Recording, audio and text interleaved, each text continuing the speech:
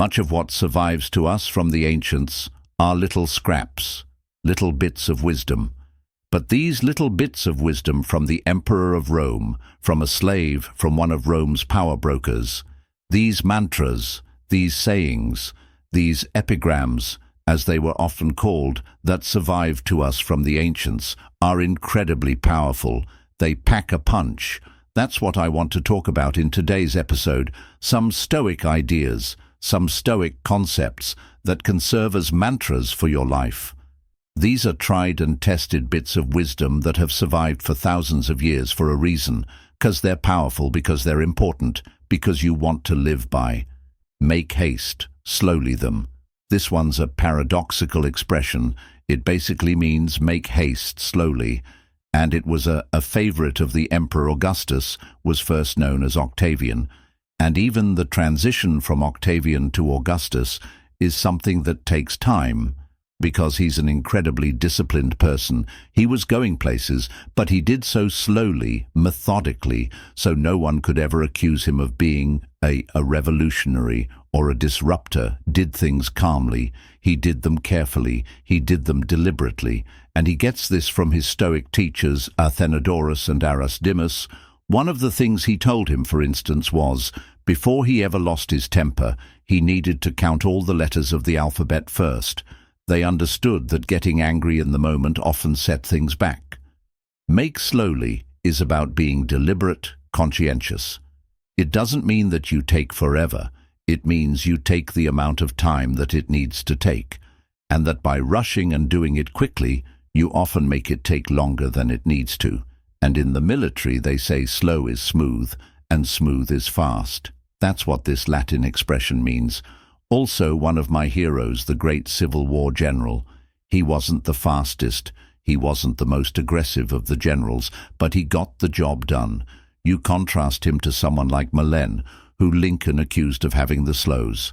It's not just that he took a while to get going, it's that he never actually got going and got where he was supposed to go. George Thomas wins some of the most incredible victories for the Union in the Civil War.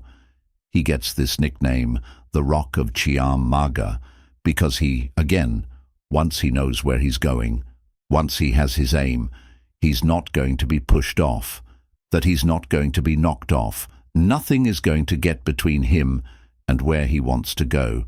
So this is an ration about having a sense of urgency, but also being disciplined and responsible. It's energy plus moderation, it's measured exertion, it's eagerness but reined in with a sense of control. And Sueton, the Roman historian, which is from whom we hear that this is one of Augustus's favorite expressions.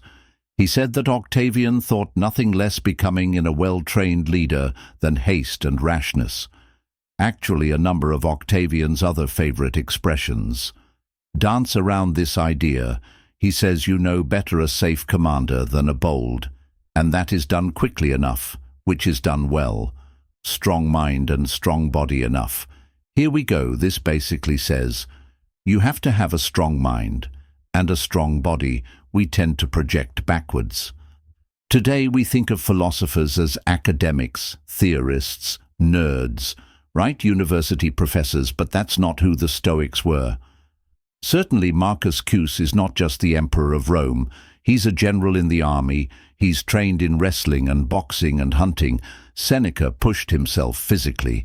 He tried to see how little he could survive on. He did an annual cold plunge. Socrates was renowned not just for his ability to endure winter temperatures and nothing but a thin cloak. He was also again a soldier and an athlete. He loved to take long walks. He was active out in the world. 'Cause you have to be. He actually says no. Citizen has a right to not take care of themselves physically, to not understand what their bodies are capable of.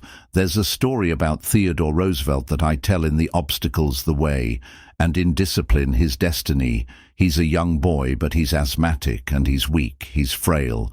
And his father comes to him one day, and he says, you know, you've got the mind, Theodore, but you don't have the body. And this young kid who's about 12, he looks at his father and he says, okay, I will make my body. And that's when Theodore Roosevelt embarks on what he comes to call the strenuous life. You can still visit the house he grew up in and see the gym where he made his body, and his sister, who was watching, said this was the first promise that he made to himself, and most importantly, he kept it to himself. That's something Seneca talks about. He says, we treat the body rigorously so that it's not disobedient to the mind. That's what this Latin expression means. That's what this motto is: strong mind and a strong avoid difficulty. And this is because it's hard. We know, like for instance about PTSD, what we don't think enough about, what is also true, and also observed by psychologists and social scientists, is this idea of post-traumatic growth. We can be, and often are, better for what we've gone through. Seneca would talk about how he pied people who had never gone through adversity or difficulty because they didn't know what they were capable of. But you think about the last couple years. You think of that difficulty, right? You think about how tough it was. If you had asked yourself at the beginning, did you think you were capable of getting through all this? Maybe you would have said no. But you know, now that you are, one thing we emerge from struggle with is an understanding of how we're going to respond to struggle and difficulty. We have a better sense of our own capacity. It is not necessarily the case that we need to seek out adversity or difficulty, although we can in the physical arena, certainly. But it is true that we must embrace the adversity that finds us. We must embrace the challenges and the trauma and the struggle. All of it has been chosen for us in some way, and we can choose to be made better for it. It's not just that we accept these struggles that are there. This leads to another great expression. This is kind of a bonus one here, Amor, which basically means you don't just resign yourself to it, as N said, but you embrace it, you love it, because what other choice do you have? So by deciding to see this as an opportunity, as your fate, as something uniquely suited to you in this moment, you have a chance to really turn it into something the Stoics wanted to be, like that fire that it doesn't matter what you throw on top of it. As Mark Royce writes, it's turning into flame and brightness and heat. That's how we emerge from the struggle better. It's like a crucible, if you will.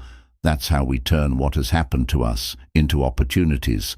And sponsor fuel, if you watch these videos or you've bumped into me in Austin or come to one of my talks, you've almost certainly seen me in stuff from today's sponsor, because I've been wearing it since long before they were a sponsor.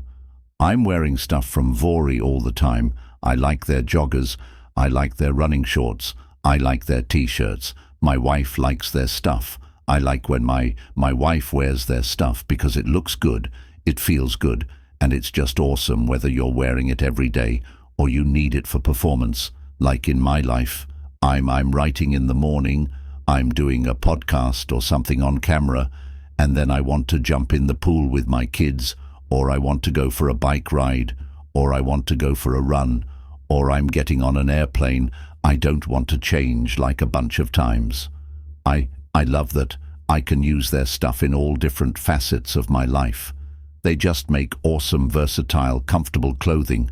Their performance jogger is made from a super soft dream knit fabric, perfect for low-impact workouts. Traveling or lounging, Mori is an investment in your happiness. For our listeners, they're offering 20% off your first purchase. Plus, you can enjoy shipping on any US order over $75 and get free returns. Get yourself some of the most comfortable, versatile clothing on the planet at vor.c/d Stoic. That's vri.com Stoic. There's some exclusions that apply. You can visit the website for full terms and negative visualization conditions. This one is a fascinating one to me because it's the opposite of something that's so popular today. A lot of people talk about positive visualization, but they don't talk enough about negative visualization, imagining what could happen so you can be prepared for it. Seneca talks about how the unexpected blow lands heaviest, and that the thing that a leader can never say is, "Oh, I didn't think that would happen." You have to think about it, Because if the leader's not thinking about it, if you are not thinking about it, who is? And if nobody's thinking about it, who's preparing for it?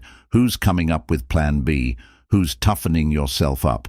Who's doing the work so that you can handle this? Sometimes people think that negative visualization or thinking about bad things can manifest them into happening.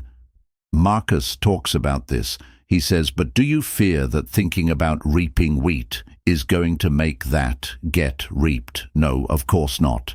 Right? Like no one's scared of talking about other potentialities. We just have this superstition when those things involve us, and you got to put that aside. You got to think about the things that could happen. Seneca talks about if you're going on a shipwreck, think about a shipwreck, think about pirates, think about weather delays, right? Think about choppy water, right? What are you going to do? If that happens, how are you prepared for that to happen? How can at the very least you not be surprised if that does happen, because it's a very normal thing that happens all the time. And by the way, things that have never happened before, they happen all the time too. So you got to be ready for the Stoic. The idea was that nothing happens to a wise person contrary to their expectation, because they're not naive. They are aware, they are informed, they have wisdom, and wisdom is a sense of the possibilities in a given exchange, interaction, event, outcome process. You got to know what could happen, and you got to be ready for that to happen. This is a tough one for people, but it's a timeless bit of wisdom. And it's this idea that who we are determines what's going to happen, the kind of outcomes we're going to get in life. It doesn't mean that horrible people don't succeed. It does mean that that success will be horrible for those people. So for the Stoics, the idea, again, let's focus on what we control. What we control is our character. We control the values we hold, the habits we practice, the principles we choose to live by. And when you see someone with bad character, when you see someone with bad values, they're not going to surprise you. They are telling you who they are. When someone tells you who they are, believe them. When someone tells you who they are with their behavior, believe them. As we talked about, Seneca said that a leader can't say, "Oh, I didn't think that would happen." This is partly because a leader has to look at the character of the people they're bringing, on the people they're bringing into the organization, the people they're electing. Why on earth would you have thought it would go any different? They told you who they were. They told you what their character was. Someone with bad value, someone in the sway of ego, someone who's fundamentally insecure, someone who is dishonest. Right? This is not going to end well for them. And it's not going to end well for you either. Trying to associate with them, there's a story